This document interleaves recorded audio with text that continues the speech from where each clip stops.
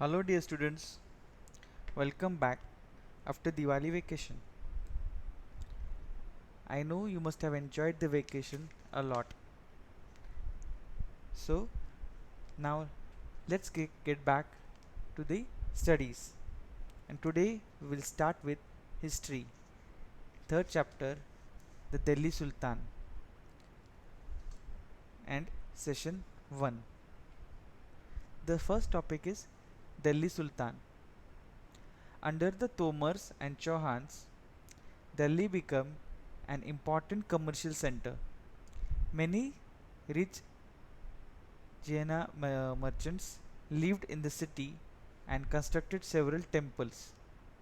Coins called Delhiwal were minted here and had a wide circulation.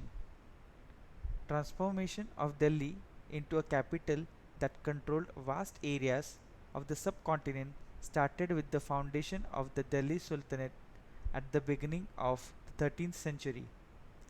The Delhi Sultans built many cities in the area that were known as Delhi.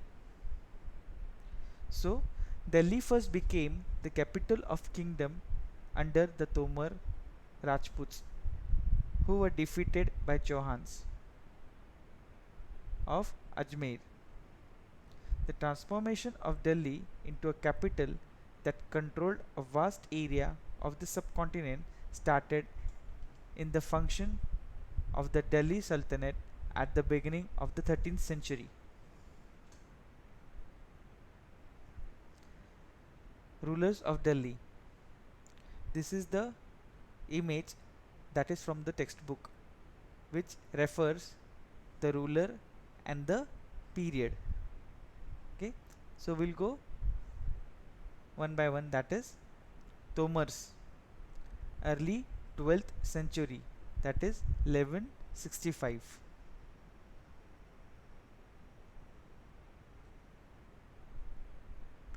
Chauhans from 1165 to 1192.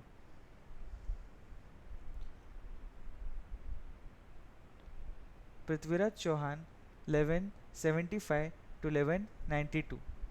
Under the Tomars and Chauhans, Delhi became an important commercial center. Slave dynasty 1206 to 1290. In 1236, Razia, the daughter of Sultan Iltutmish, became the Sultan of Delhi. She was removed from the throne in 1240. Khilji dynasty 1290 to 12 to 1320. External frontier was the next phase of expansion, which started with Alauddin Khilji in southern India.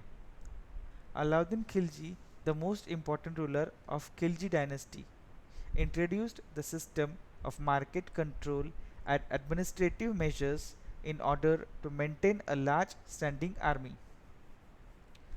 Tughlaq dynasty 1320 to 1414. External frontier culminated with the Muhammad bin Tughlaq, and he introduced three projects: shifting of capital from Delhi to Daulatabad, the introduction of token currency, raising the land tax in the Doab region to 50%, all of which failed and weakened his position. Sayyid dynasty 1414 to 1451. It was the only Shia dynasty. Then Lodi dynasty 1451 to 1526. So you can know the period of the rulers from this chart. Students, do remember the dates of the rulers, which are very important. Do recite them, which will help you in your exams. Finding out about the Delhi Sultans.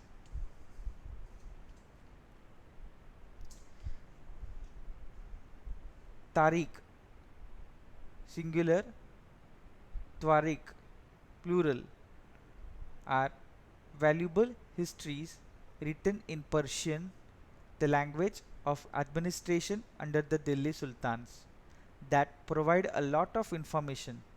It was written by learnt men, secretaries, administrators, poets, and courtiers who brought recounted events and advised rulers on governance. Emphasizes the importance of the just rule. Following ideas to keep in mind.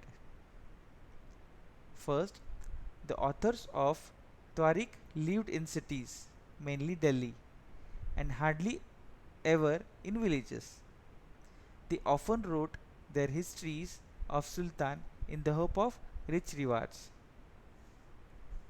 The authors advised rulers on the need to preserve an ideal social order based on birthright and gender distinctions. Note, everybody followed these ideas. In 1236, Sultan Iltutmish's daughter Razia became Sultan. Chronicler of 8th Minhaj Ishiraj stated she was more able and qualified than all her brothers.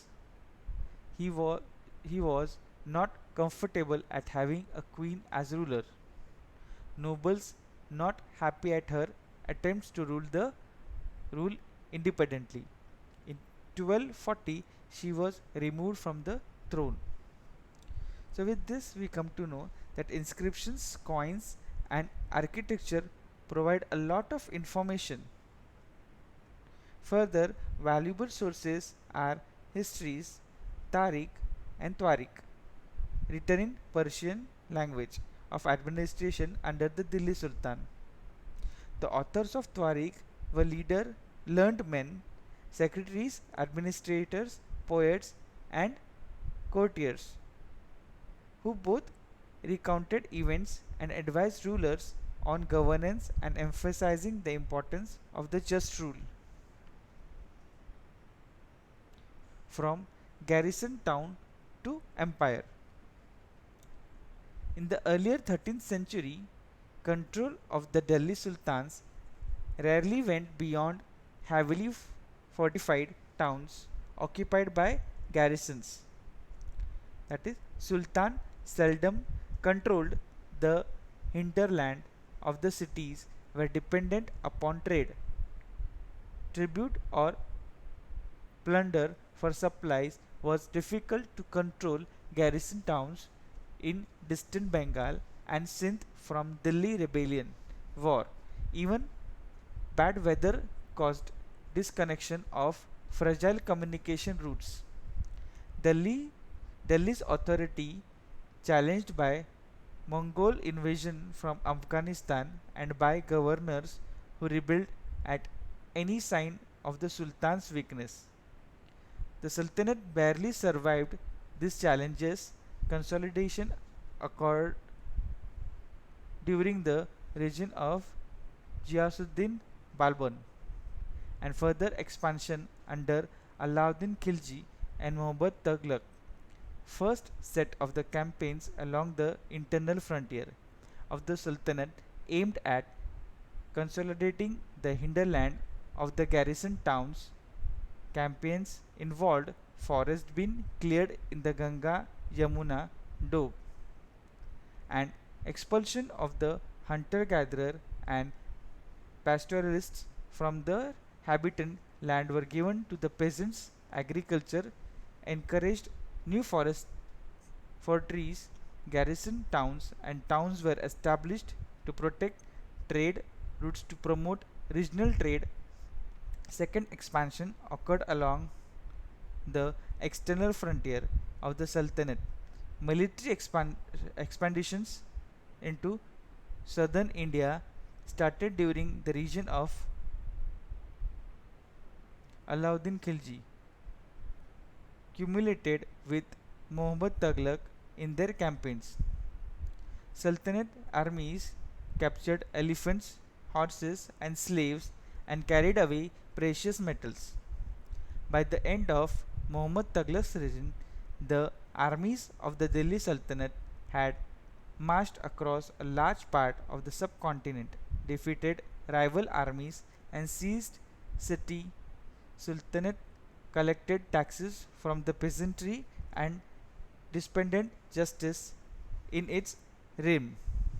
So, in the earlier 13th century, the control of the Delhi Sultanate rarely went beyond heavily frontier towns occupied by garrisons. Delhi's authority was challenged by Mongols and by governors who rebelled at any sign of the Sultan's weakness.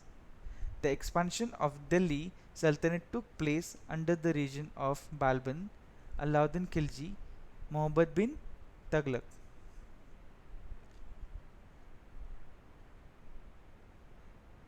Administration and consolidation.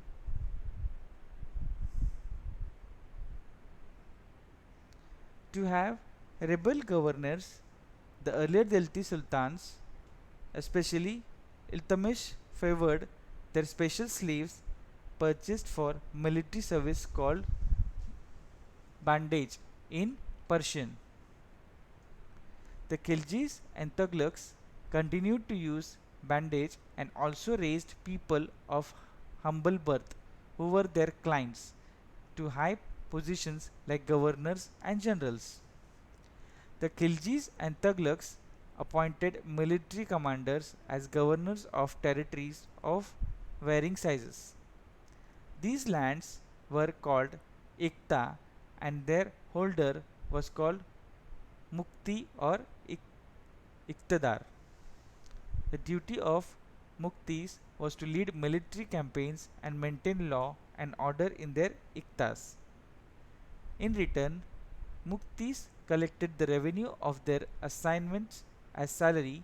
They also paid their soldiers from this revenue. Under Alauddin Khilji and Muhammad Tughlaq, appointed accountants were appointed to check the amount collected by the Muktis. As Delhi Sultans brought the hinterland of the cities under their control, they forced the Samants and the rich landlord to accept their authority. The attack of Mongols under Genghis Khan forced Khiljis and Tughlaqs to mobilize a large standing army in Delhi. So, consolidation of kingdom as vast as the Delhi Sultanate requires the reliable governors and administrators.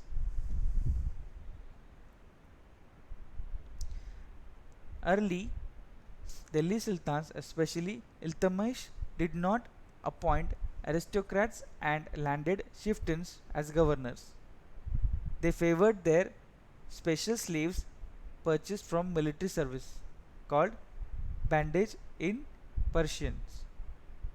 The Khiljis and Tughlaqs continued to use bandage and also raised people of humble birth, who were often their clients, to high political position and appointed them as a general and governors, leading to the political instability. Slaves and clients were loyal to their master and patrons, but not to heirs. The accessions of new monarch often saw conflict between the old and the new nobility. Patronage of these humble people by the Delhi Sultan shocked many elites, and the authors of Persian Tariq criticized the Delhi Sultans for appointing the low and the base born to high offices. The Khiljis and Tughlaqs monarch appointed military commands as governor of territories of varying sizes, and their holders are called Iktars and Mukti. Duty of the Muktis to lead military campaigns and maintain law and order in the Iktis in exchange of the military services. The Muktis collected the revenue of their assignment as salary paid to their soldiers from the revenue. To make the control over muktis most effective, their offices were also inheritable. They were assigned iktis for a short period of time before being shifted. Appointed accountant checked the amount of revenue collected by the muktis. As the Delhi Sultans brought the hinterland of the cities under the control, they forced their landed chieftains, the Samantas, aristocrats, and rich landlords to accept their authority. Under Alauddin Khilji, the state brought the assessment and the collection of the land revenue under its own control. Rights of the local chieftains to levy tax cancelled and were also forced to pay taxes.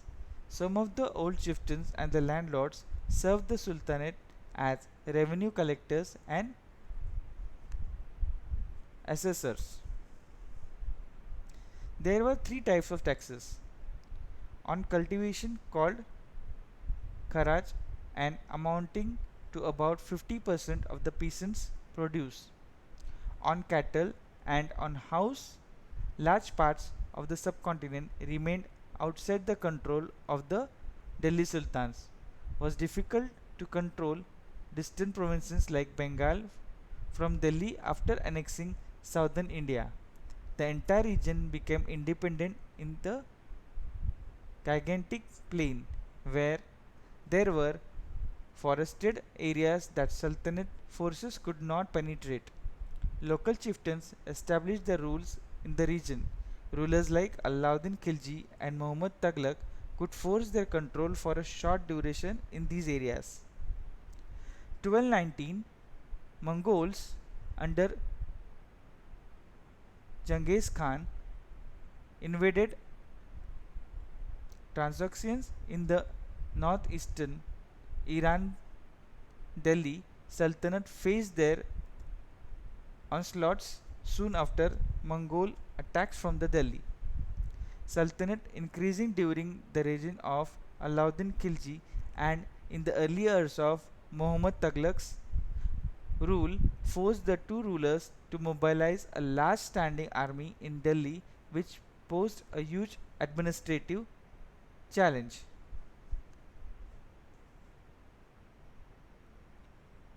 So you can see in this image Alauddin Khilji and Muhammad Tughlaq details. So see below how both the sultans dealt with these administrative challenges. Alauddin's defensive measure, Muhammad Tughlaq's measure were a military offensive against the Mongols. So the next topic is the Sultan in the 15th and 16th century. Tughlaqs, the Sayyids and Lodi dynasties ruled from Delhi and Agra until 1526. Jaunpur, Bengal, Malwa, Gujarat, Rajasthan and entire South India had independent rulers in this time. They established flourishing states and prosperous capitals. Period saw the emergence of new ruling groups like the Afghans and the Rajputs, small but powerful and extremely well administrated. Sher Shah Sur 1540 to 1545 started his career as the manager of a small territory for his uncle in Bihar and eventually challenged and defeated the Mughal Empire Humayun. 1530 to 1540 and 1555 to 1556 captured Delhi and established his own dynasty. Sur dynasty ruled for 15 years, that is 1540 to 1555. Introduced an administration that borrowed elements like Alauddin Khilji and made them more efficient. Sher Shah's administration became the model for greater Emperor Akbar, that is 1556 and 1605, when he consolidated the Mughal Empire. So The Tughlaq and the Sayyid and Lodi dynasty ruled the Delhi and Agra until 1526. By then, Jaunpur, Bengal, Malwa, Gujarat, Rajasthan and entire South India had independent rulers who had established flourishing states and prosperous capitals. New ruling dynasties like the Afghans and the Rajputs also arose during the period. In 1526, Mughals established their empire. Sher Shah Suri challenged and defeated the Mughal emperor Humayun. He captured Delhi and established his own dynasty, although he ruled for only 14 years, that is 1540 to 1555, but his administration became the model followed by the greater Mughal emperor Akbar, that is 1556 to 1605, when he consolidated the Mughal empire. Delhi became the capital of a kingdom under the Tomar Rajput. It was only under the rule of the Tomars and the Chauhans that Delhi flourished as an important commercial center.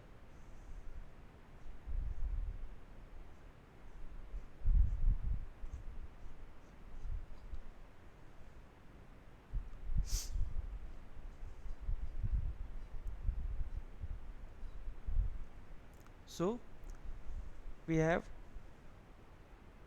gone through the whole chapter. I hope you have understood the complete chapter.